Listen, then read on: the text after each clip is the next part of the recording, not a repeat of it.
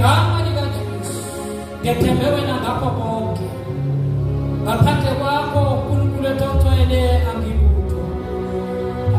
uNkulunkulu wethu namandla akhulume wena, uNkulunkulu kuzwakale wena, unciphelile. Khulume lokhu noJesu ebengakhuluma ebantwaneni bakho. Father, thank you for this time and this moment. Ngegama nangegazi likaJesu.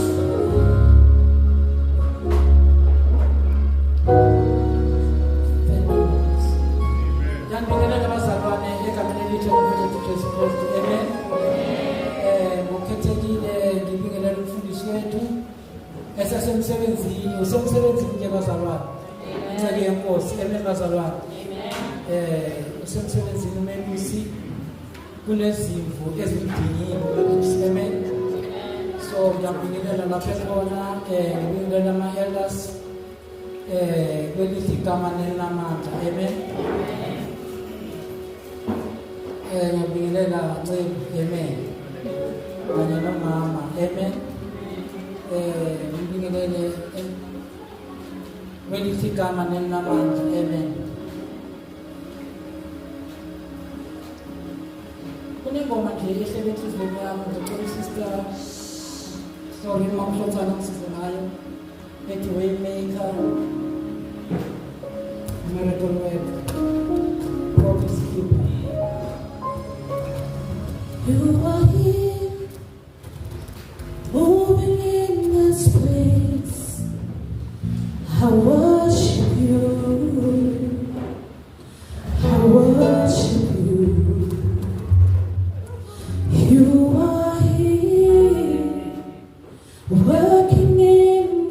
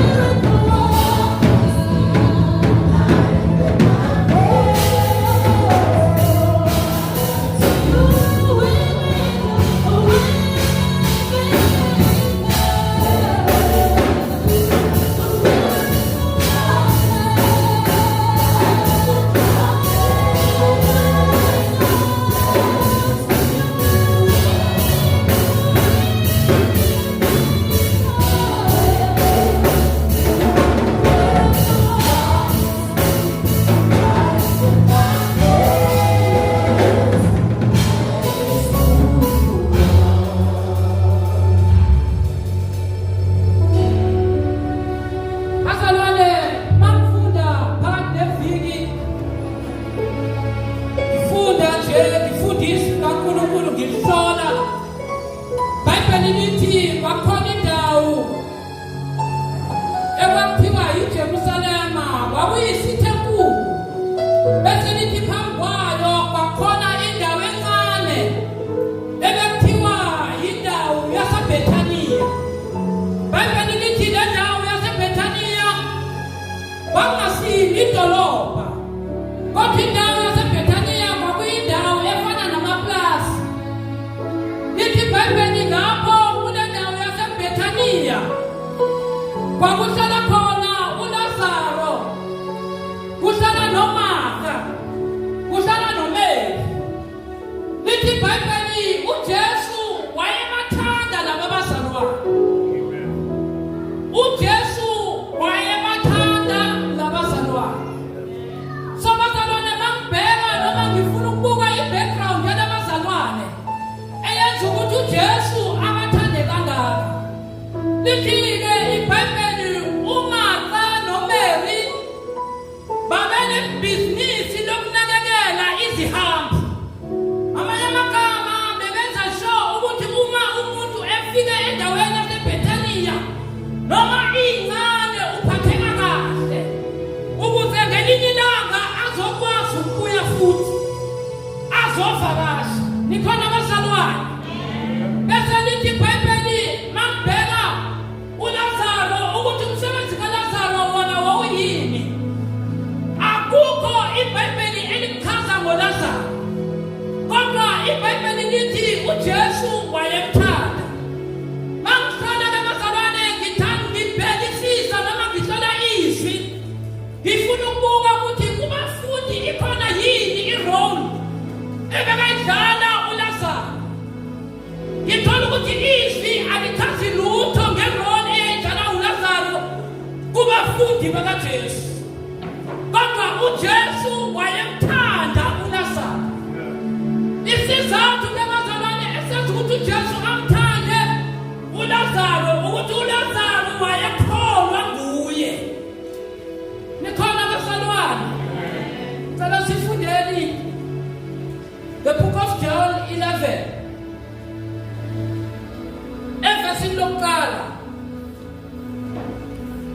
Bangifunda ke bazalwane ngesanalo lithi izwi kaNkulunkulu uJesu wayethanda ukuyochitha isikhathi ezweni laseBhethaniya eyohlala noMartha noMariya kanye noLazaro.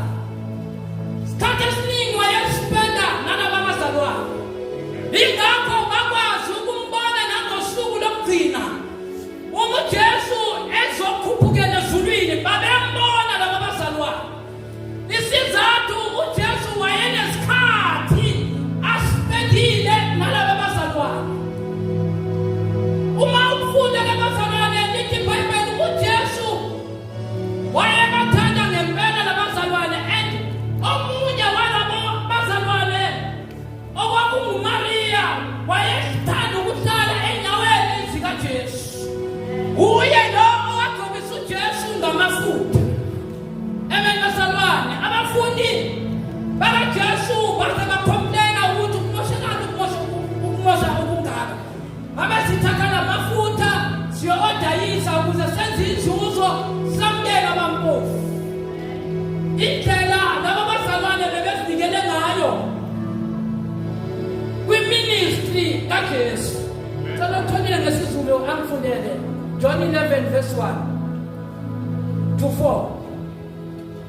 Kwakukhona uthile ogulayo, uLazaro waseBhethaniya, umuzi wakubo kaMariya nodadewabo uMartha. uMariya kwakunguye owagcoba iNkosi ngamafutha, wesula izinyawo zayo ngezinwele zakhe. Omnewabo uLazaro wayegula. Ngakho-ke odadewabo bathulela kuye bathi, Nkosi, bheka lo omthandayo uyagula. uJesu esekuzwile lokho wathi, lokhu kugula akusikho okokufa, kodwa kungenxa yenkazimulo kaNkulunkulu, ukuba indodana kaNkulunkulu ikhazimuliswe ngakho. Amen bazalwane. Lithi-ke abathanda kanjalo uJesu nabazalwane, uyasuka uJesu uqhubeka neministry yakhe, usuka la uJesu uyasuka uyoshumayela ivangeli.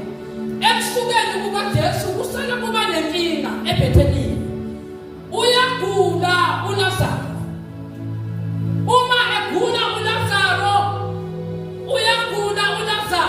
akapholi. Bayazama odadewabo ukumsiza ngendlela abangakhona ngayo. Kodwa akapholi uLazaro, still uyagula. Bayibhele lithi baze bathatha i-decision yokuthi asibhalele umhlobo wethu onguJesu. Simtshela ukuthi hayibo, njengoba ungasekho, njengoba sowuhambile, kusale kuba nenkinga la ekhaya, lo omthanda kakhulu uyagula. Nikhona bazalwane? Uma ibhala incwadi, lithi iBhayibheli incwadi ngempela iyafika kuJesu ukuthi Jesu isihlobo sakho osithanda kakhulu siyagula. Lithi iBhayibheli uJesu uyathula uthi lokugula asiko kokufa. Nikhona bazalwane? Akagijimi ayabheka umuntu ogulayo ukuthi kodwa lokugula akusikona okokufa. Qhubeka uJesu neministry, qhubeka uJesu nentayisela, shumayela ivangeli. Amen bazalwane. Lithi iBhayibheli zahamba insuku washona uLazaro. Nikhona bazalwane? Uyafika futhi umlayezo kuJesu ukuthi lo othanda kakhulu ebegula useshonile manje.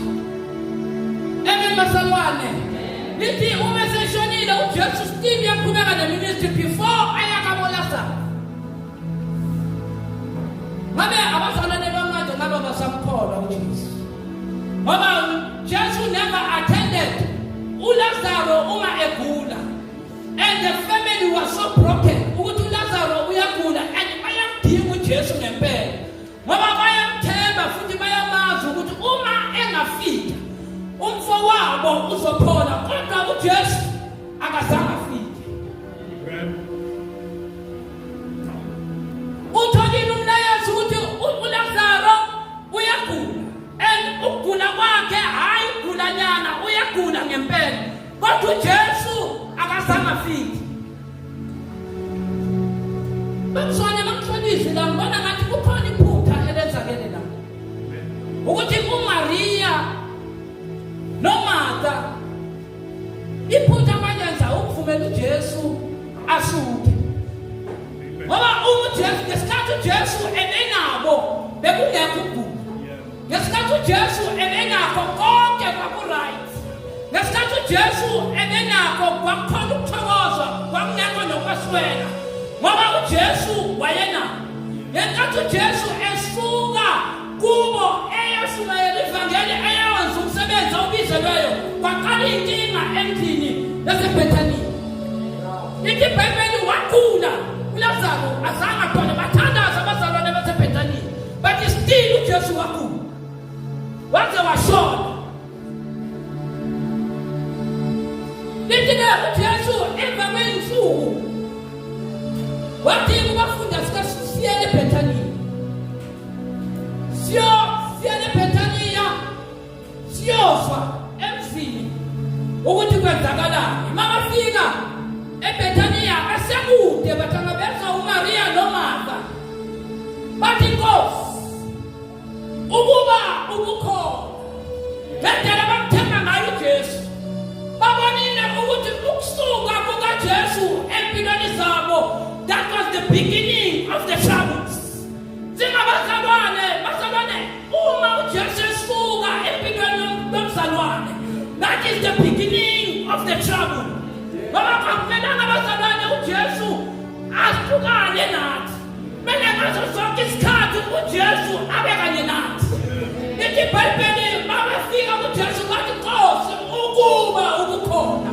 Ngoba they understand ukuthi uJesu bekakhona, bekungeke umfowabo afike kulesi stage sokuthi aze ahambe emhlabeni.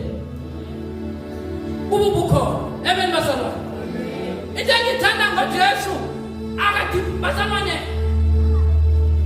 the mindset kaJesu ngathi singamazalwane singaba nayo, ngoba lithi iBhayibheli wayegula akazange aye. ithi bagula abazalwane ungayi babuzwana. Sibona ukuthi uzababona next week. Amen bazalwane. Bathi lithi iBhayibheli akazange aye uJesu, but uJesu wasibonakalisa. Even naku memorial service uJesu azange aye. Noma angathi uLazaro, uJesu was nowhere to be found. Kodwa uma bembona esengathi uLazaro eza, lithi iBhayibheli bamhlangabeza. Bakholwa bathi nayi Nkosi. Bathi Nkosi, uma ubukhona. Nikhona abazalwane. Noma asikho kulesi simo esikuso namhlanje. Uthi uJesu umbuzo wakhe uthi nimbekele. Bathi Nkosi, akusasizi. Isikhathi sasithulile. Ngamanye amagama, isikhathi sesiphelile. Nona ukubofisa ukwenza angikhosi bonke ukuthi kuzakwenzeka ngoba sekuyi 3 days engathi uJesu nimbekele. Uma bahamba naye bayamthatha bayethuneni kaJesu. Ngendlela uJesu wayemthanda ngayo uLazaro, lithi iBhayibheli akazange wafika wathandaza, wafika wakhala. I'm trying to make a research ukuthi uLazaro bekakweyiphi office. Usula nje alini office avela a-operator kuLazaro. Kodwa uLazaro wayengumntwana kaNkulunkulu osindisiwe, amthanda uNkulunkulu. Lithi iBhayibheli uJesu makafika ethuneni kaLazaro wafika wakhala. Maka tukhala wathi Lazaro vuka. Amen bazalwane. Lithi iBhayibheli ngaleso sikhathi wavuka same time uLazaro ithuna lavuleka. Waphuma uLazaro. Amen bazalwane. So namhlanje bazalwane uNkulunkulu angazi ukuthi ukuthume kubani ukuthi vuka Nkosi sikhona. Amen bazalwane.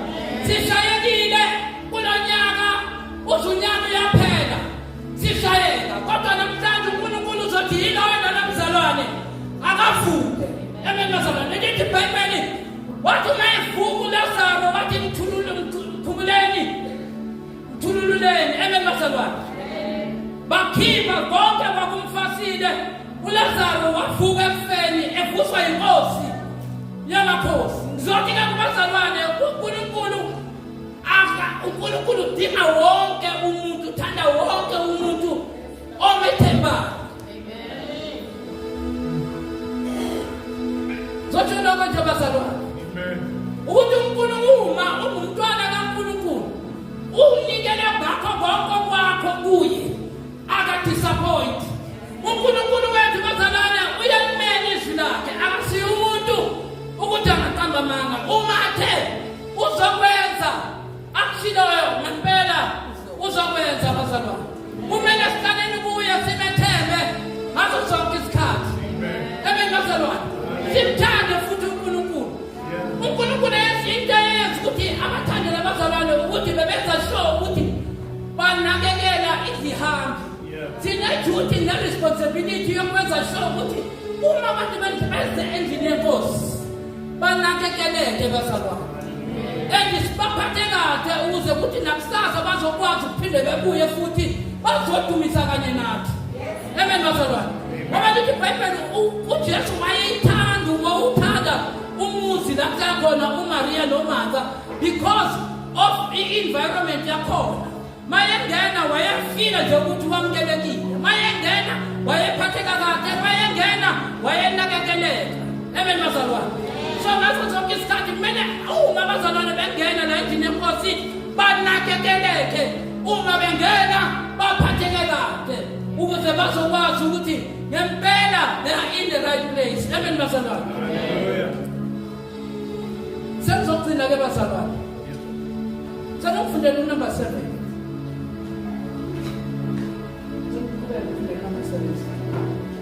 Verse 7.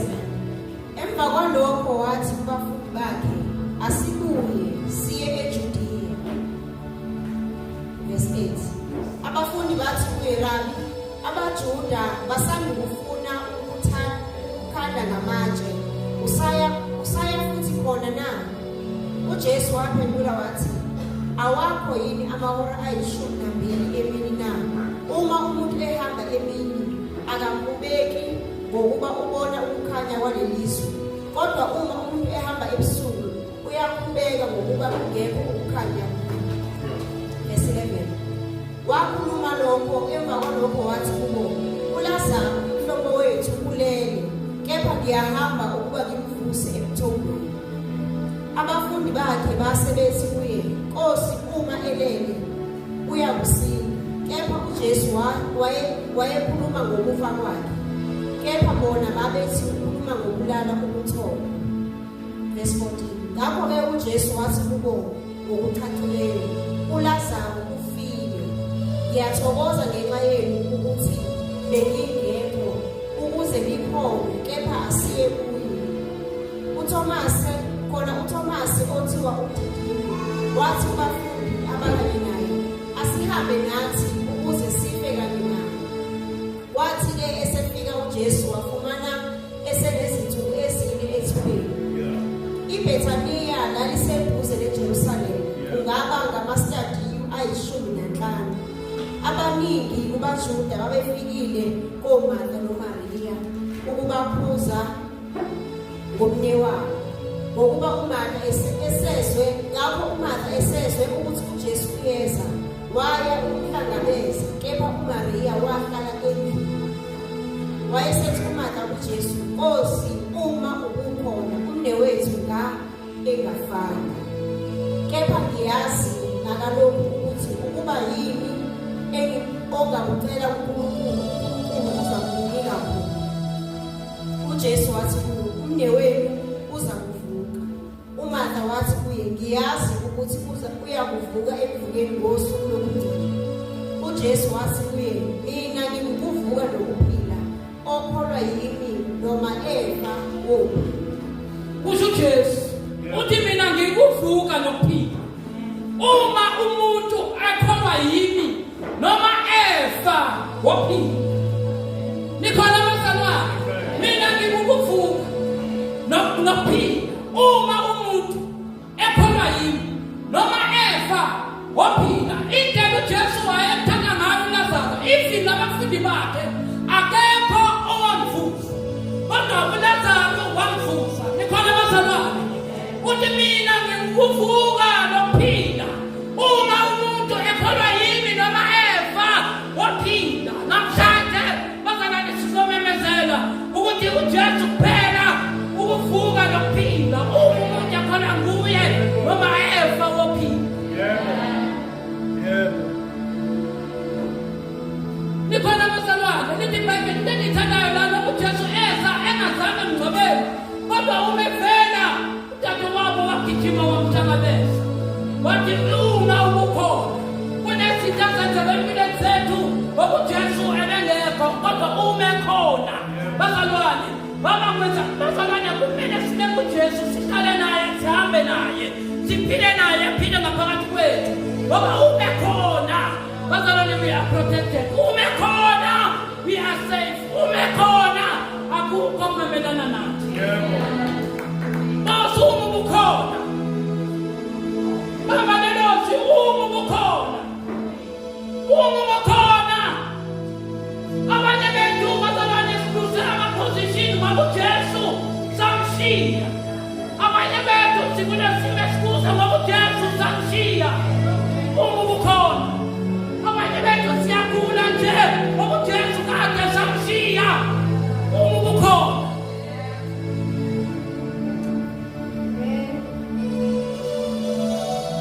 uLazaro uyaphila. Uthi uJesu lokufa okokuthi indodana yomuntu ikhazimulisa. Bazalwane, kunenzima esingena kuzo, hayi ngoba uNkulunkulu kahle kathi ufuna sife sifele khona, kodwa nama-challenges esibhekana nawo ukuthi indodana yomuntu masesinqobile khazimulisa. Amen bazalwane, uNkulunkulu lama-challenges esibhekana nawo sethembile ngawo ukuthi indodana masesinqobile, indodana yomuntu ikhazimulisa. Sitalulato siyagula, kodwa akusikwa ukuthi sife, kodwa ukuthi indodana yomuntu khazimulise.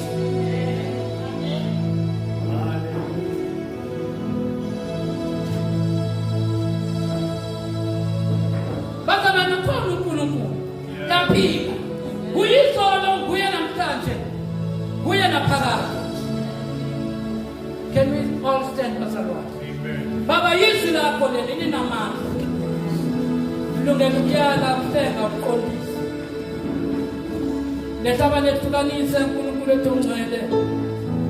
Ingamadoda asiqondisa endleleni. Baba wethu onamandla siyabonga ngalo. Sinophilo phakade. Baba wethu ongcwele. Khulume kahle uNkulunkulu wethu onamandla. Siphamile kwakhuluma wena. Uwe uNkulunkulu wethu ongcwele. Uthe ezwini lakho ukukhona. Baba wethu onamandla. Ngabe lokho sibhekane nabo sibhekanga nabo. Kodwa siyazi ukuthi ukhona. Siyakumema uNkulunkulu wethu onamandla. Ukuthi ungasishiyi hlale nathi Nkosi. Njengamadoda asemawusi athi baba wethu onamandla. Umushaya ngathi yadlula athi hlala nathi Nkosi. Waba sekufile baba wethu onamandla. Siyabonga mnini mandla wonke. Abantwana bakho baba wethu ongcwele base kuwe. Bazolalela lezi lakho uNkulunkulu wethu onamandla. Sicela mnini mandla wonke ukuthi malehle wethu umsebenzi. Elukahleleyo uNkulunkulu wethu onamandla. Ngama nangegazi. Jesu Kristu waseNazaretha ukuza manje. Kuze kube phakade.